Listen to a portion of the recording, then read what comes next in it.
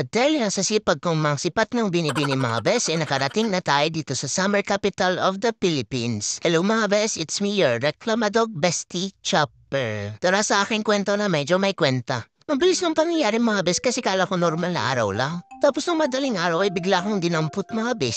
Bumiyahe kami at lang puro mga bus na yung nakikita ko. Inaalaw ko nga ng Victory Liner na magsakay ng pet. Pero dapat ay small breed lang, naka-diaper at nasa carrier. Meron din kaming pamasahe mga bes na katumbas ng pamasahe ng isang adult. Pabigla-bigla ng desisyon yung mga magulang ko. Parang mga ilang minuto pa lang nakakalipas ay nasa bahay lang naman kami nagre-relax. Ngayon lang niya on the way to Baguio na. Ilang sandali pa nga mga bes ay nag-bus stop na. Nagme-merienda yung mga kasama namin sa bus. Abay, hindi ako papayag, dapat ako din. Huy, gusto mo yun. Ako mga bes, pagkasama nyo sa biyayang BBC, ay magdala kayo lagi ng water at ng treats. Ayos ba get up ko mga bes? Nung nasa La Union ako mga bes, ay nilabas nga ako sa carrier. May ibang mga konduktor na hindi strict. Yung iba naman ay ayaw ko na lang mag-talk. Uy, chismis. Behave lang naman ako dyan mga bes at hindi ako nag-iingay. Sobrang tuwa nga din nila mami ko na nakikita nila akong curious sa paligid. Paano ay bihira lang din naman kaming bumiyahe ng ganito kalayo mga bes. Kung napapanood mo to ay ito na yung sanay pasyal mo na din ng yung fur baby. Nakarating na kami sa Baguio mga bes at napakaswerte naman pala ng mga nakatira dito. Hindi naman ako na-inform na meron pala kayong built-in aircon dito mga bes. Naghanap na agad kami ng makakainan nila mamit that day. And syempre stay hydrated mga bes. Kung saan kami nagpunta at bakit kami nagpunta dito ay kikwento ko sa part 2. Ito na yung part 2 ng pangsisipat natin ang binibini dito sa Baguio. Hello mga bes, it's me, your Reclamadog Bestie Chopper. Nung nakarating na kami ng Baguio mga bes, naghahanap na nga kami ng makakainan nila mamit daddy. Walking distance lang to sa Victory Liner mga bes. After nyan ay pumunta na kami sa hotel. Oops, kulang sa delay. Yung hotel nga na-book nila rin mga bes ay walking distance lang galing sa Victory Liner Terminal. Dito nga yan mga bes sa Alvia Hotel. And just pet friendly sila mga bes kahit mag-tumbling pa dito yung 5 babies nyo ay pwede. Uy, gusto mo yarn? So ito na nga, kaya kami nagpunta sa Baguio mga bes dahil birthday ni mami ko. Dahil nga gustong i-celebrate ito ni daddy ko sa Baguio ay nilibre niya si mami ko at syempre ako. Uy, gusto mo yarn? As you can see mga bes, napakaganda nga ng room na nabook namin. Pero itong balcony at ang ganda nga ng view. Ang pinaka-main reason kaya namin ito binook dahil pet-friendly nga. Pero na-exceed ang expectation namin dahil sobrang linis, napakaganda at napakababait ng mga staffs dito mga bes. Hindi ito sponsored mga bes at lahat ng ginastos namin ay gastos ni daddy ko.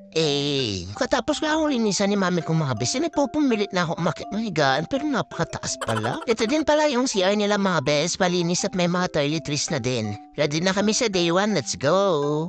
Bago nga kami pumunta sa galaan mga bes, pumunta kami dito sa view deck ng hotel. Pwede ang pet? Siyempre, pwede. Trick na trick ang araw dito mga bes pero hindi naman ganun kainit. Kahit nga si mami ko ang may special occasion make sure nila na nag-e-enjoy din ako mga bes. Cheers sa aking first time dito sa Baguio mga bes. Hindi na namin puputulin ang video, tuloy-tuloy na nga tayo sa aming gagalaan. Ready na kayo mga bes, let's go! Grabe nga yung tinatawag nilang fog dito mga bes, parang usok.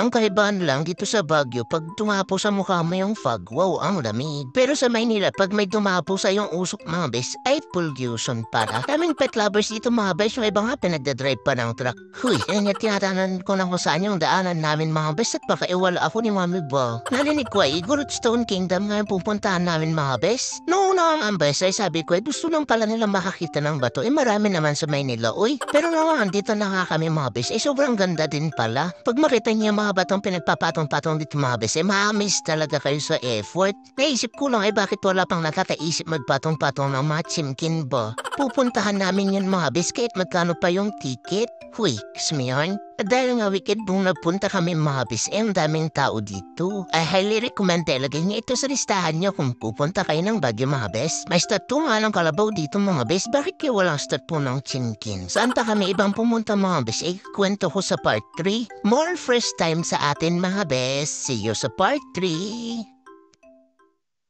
Ito na ang part 3 ng ating Baguio trip mga bes. So ano pang hinihintay nyo? Let's go! Hello mga bes, it's me, your Reclamadog Bestie Chopper. Pagkatapos nga namin umasyal sa Stone Kingdom mga bes ay nagtaxi na kami papunta sa Mines View Park. Isa pa lang hinapuntahan namin parang pang next week na yung pagod ko ba.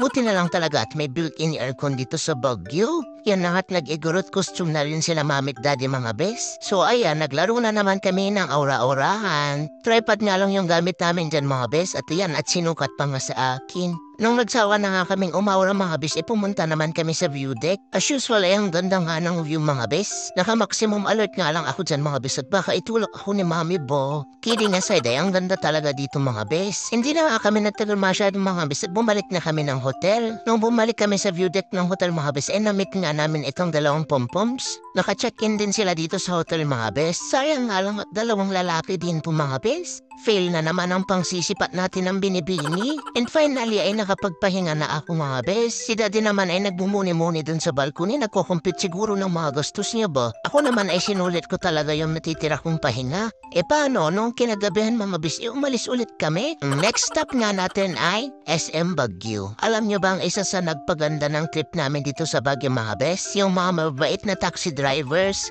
at mga locals. Sobrang friendly ng mga tao dito mga bes. Ang pinunta nga namin dito sa SMA maghanap ng maliit na cake ni Mami.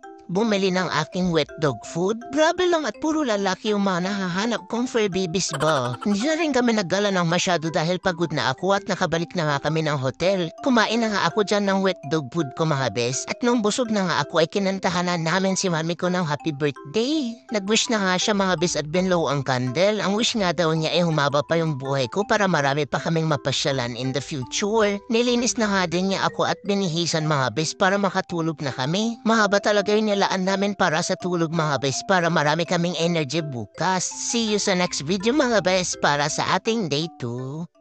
Ito na ang part 4 ng ating Baguio trip mga bes. Hello mga bes, it's me your Reclamadog bestie Chopper. Sobrang haba nga ng tulog ko mga bes at ako pa nga yung unang nagising mga bes pero nakaidlip ulit.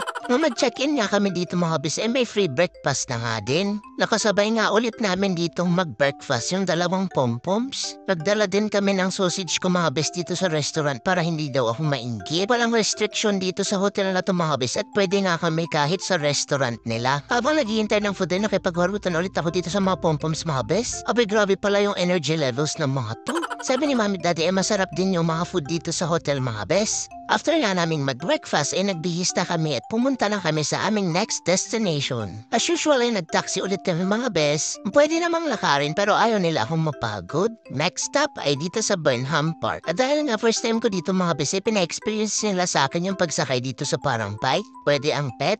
Yes, pwede. Basta pag nagpupo yung mga fur babies yung mga bes, daputin nyo para malinis ang ating pasyalan. Pagkatapos nga namin mag-bike mga bes, nag-aura-aurahan naman ako dito sa may bulaklak. Ba't parang minamalas ako mga bes? Wala pa rin akong masipat na binibini ba? May mga nakakasalubong akong fur babies, puro mga lalaki naman ay. Mag-suggest naman kayo ng susunod na papasyalan namin mga bes, yung maraming binibini. Kaming paglalakad-akad ay ito nang at sumampa pa kami sa bangka. Siyempre, first time ko ulit dito mga bes. Parang may mali dito at wala akong life jacket. Alerto ulit ako dito mga bes at baka may masamang binabalak si Mami ko ba? Pwede naman kayo yung magsagwan mga bes pero kami ay nagbayad na lang para may magsagwan para sa amin. Sabi nung nagsasagwan mga bes ay may mga namimingwit nga dito dahil may tilapia dito sa parang pond. Sabi ko naman bakit kaya hindi kami mamasyal doon sa marami namang chinkin? Huy, Smayon. Kung nakaabot ka hanggang dito sa part 4 mga bes, salamat at marami kang napanood na first time ko mga bes. Nagsawa na kaming magbangkat, bumaba na kami at nag-ikot-ikot pa nga dito sa park. Meron pala kaming ganitong carrier, pinaglakad-lakad pa ako ng malayo. Siyempre, video-video pa kami dyan dahil memories last forever. Huy, gusto mo yun? Ang ganda nung naging experience namin dito sa Baguio mga bes at definitely babalik ulit kami. Bumalik na nga kami sa hotel mga bes dahil malapit na ang aming check-out time. Ang bilis ng mga pangyayari mga bes at ito na nga't pabalik na agad kami ng Maynila. And that's it for our Baguio trip mga bes. Ingat kayo lagi and spread positivity.